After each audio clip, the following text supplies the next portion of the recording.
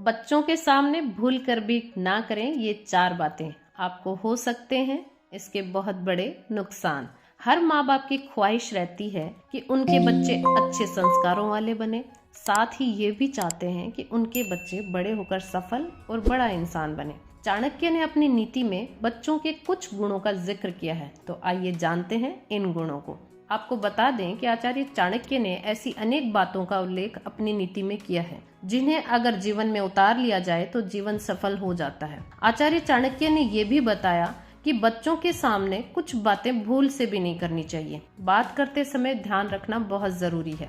झूठ। आचार्य चाणक्य के अनुसार जब भी कोई व्यक्ति किसी से बातें कर रहा है तो बच्चों के सामने कभी झूठ नहीं बोलना चाहिए।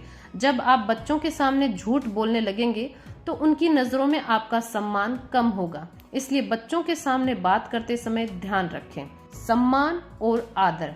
आचार्य चाणक्य के अनुसार माता पिता जब आपस में बातें कर रहे होते हैं तो ध्यान रखें कि कोई गलत शब्द का इस्तेमाल या आपत्तिजनक टिप्पणी का इस्तेमाल ना करें। सदैव एक दूसरे का आदर सत्कार करना चाहिए, इससे आपकी इज्जत बच्चों की नजरों में ज्यादा बढ़ जाती है। भूल से भी कमियां ना निकालें। चाणक्य के अनुसार जब भी माता पिता बात कर रहे होते हैं तो इस बात का हमेशा ध्यान रखें कि बच्चों के सामने कभी भी एक दूसरे में कमियों का बखान ना करें, क्योंकि इससे आपका सम्मान कम हो जाता है।